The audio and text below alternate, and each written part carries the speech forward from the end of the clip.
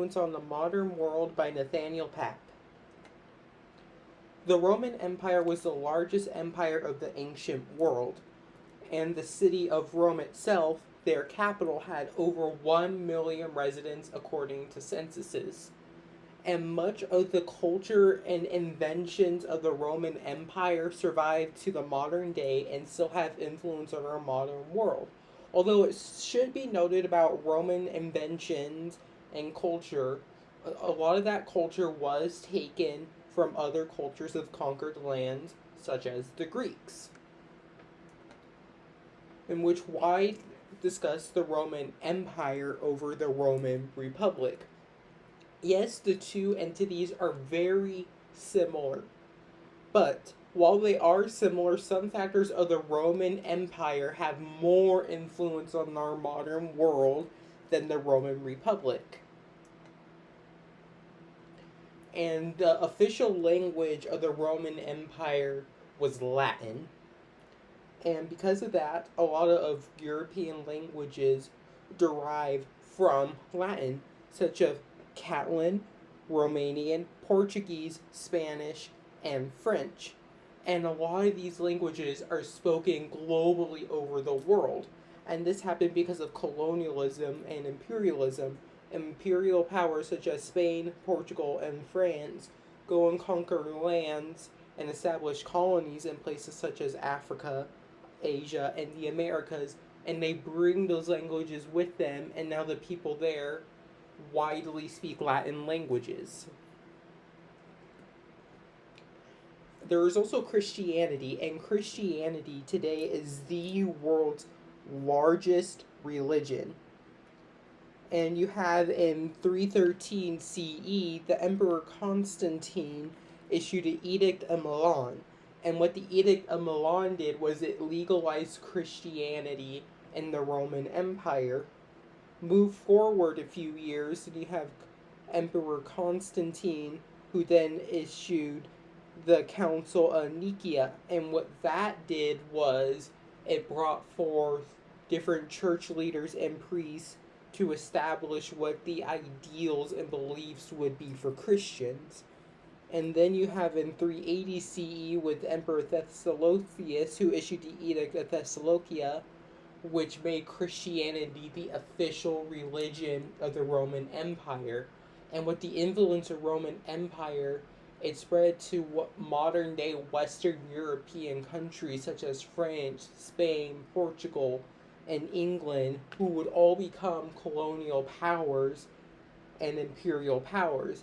And like how Latin was brought to the modern world and became widely spoken, the same thing happens with Christianity, where these colonial powers set up colonies, and the colonists there are already Christians. And then those colonists spread their religion to the Native Americans living there, which makes it the biggest religion in the Americas today and globally. And then there are Roman numerals, which were the counting system and the numbers for the Romans, which use I's, V's, X, L, C, D's, and M's for the symbol for their numbers.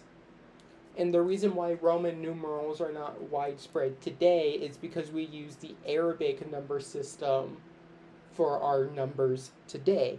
And while Roman numerals may not be as common in our modern world, the largest connection to the modern day is that Roman numerals are used for sporting events. And the biggest sporting event that Roman numerals are used for is for Super Bowls. And then there is architecture and art in the Roman world and how it connects to our modern day. A lot of the Roman art and architecture was taken from the Greek world, where you have the iconic Corinthian and Doric style columns. And then the Romans adapt those columns, and we get Tuscan and composite style columns. And then they also brought forth the pediments for their architecture too. as seen with the Roman pantheon. Another way Romans adapt the architecture is that they build domes on top of all their buildings, which is seen in the foreground of the pantheon. And then Romans also continued to sculpt their statues in the style of the Greeks with very dynamic lifestyle, realistic painting sculptures where the idea was that it looks like the statue is moving and that the statue could come alive. And you see with Augustus Caesar, he is adorned with a military vest. He is draped with a toga, and the idea is to make him look like a strong military man, but he is also sophisticated. And then he is styled to be a young man. The idea behind it is that it is propaganda to the Roman people and their enemies. Like, look at how strong and powerful our leader is. And then the Roman architecture is then brought forth to the modern day, where many American buildings use the Roman style architecture. So that brings us to the White House, where it has the stipe, or not the pediment, where and the columns and the white style building. You have the same thing with the Supreme Court building, the pediment and the columns. And then with the House of Representatives, you have the columns and the dome. And it's not just American government buildings that use the Roman architecture. You have places in Las Vegas with Caesar's Palace where they use the pediments and the columns, and they decorate the areas where you can walk around with columns and domes, all adorned in the white marble style. And then you have the Roman eagle, which to the Romans was a symbol of imperial power and represented courage, strength, and immortality. This first eagle here was the Roman eagle that they would use. And they would have their aquifers who would carry in these eagles into battle on a post, symbolizing the power of Rome. And then the eagle would later be adopted by the Holy Roman Empire with the same symbolism and meaning, trying to emulate Rome. The Russian Empire would do the same thing, emulating the Roman eagle. And then you have the American eagle, same thing, power and prestige. But yet, it also adapts to where the eagle is seen to represent freedom in America. And then even the Nazis used the eagle, where Hitler had the idea to have the eagle to represent power. The Germans have used the eagle throughout their entire history, from the days of the Holy Roman Empire all the way to the modern day, where the eagle is used in the German military for the coat of arms. And then you had the Roman fasces, which is a bundle of sticks and an axe. It was a symbol of authority and power to the Romans. And then in the modern world, it was used as a fascist symbol by Benito Mussolini in World War II. And then even then, to our current day, the fascist is a symbol used by some far-right political groups. And then there's the title of Caesar. You have people like Julius Caesar, who is seen as a great conqueror, and Augustus Caesar, who was the first emperor of Rome. While this was their name, the title of Caesar would eventually become a title instead of just a name, being the Caesar of Rome. And then Caesar translate into German to Kaiser, which was the title of their king.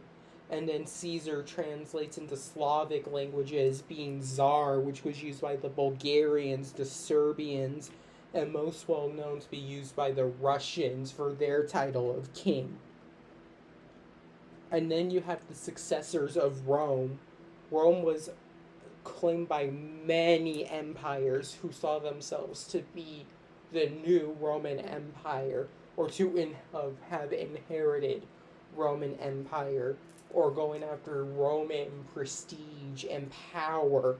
And here in 117 AD, you have the Roman Empire at their greatest extent. You have the Byzantine Empire, which was at one point known as Eastern Rome. They lasted 1,000 years after Rome, eventually recapturing the city of Rome and the entire Italian peninsula, and eventually they would be overtaken by the Ottoman Empire, which the Ottoman Empire was seen as the successor of Rome in the Islamic world, and the Ottoman Empire reached their greatest extent in 1683 AD. And then you have the Holy Roman Empire, who also saw themselves as the successor of Rome, even recapturing the city of Rome.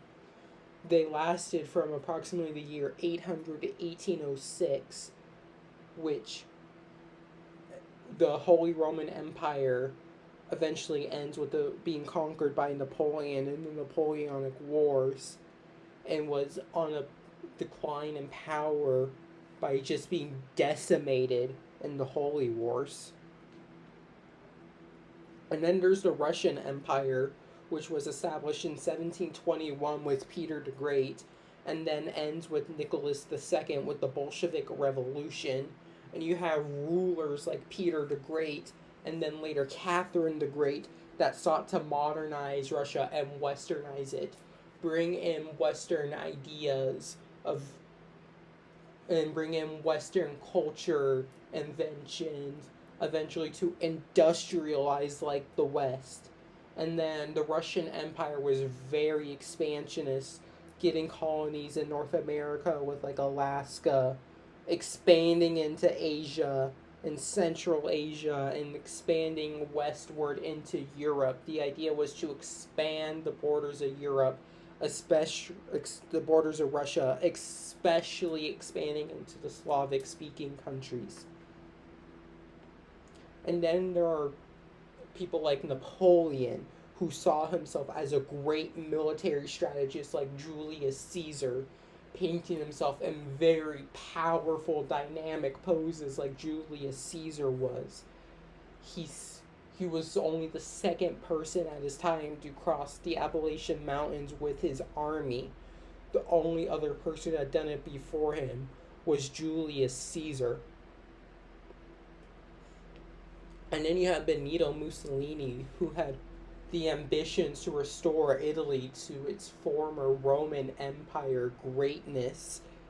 He wanted Italy to be a great power on its own. He was anti-globalist and wanted Italy to be dependent on its own completely from other powers of the world.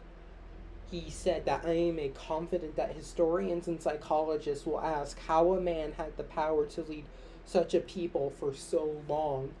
And the common theme amongst these Roman successors is that they were all mostly European powers, or they all controlled similar territories to the Roman Empire. They were all lands, almost all lands, that were all once under the control of Rome.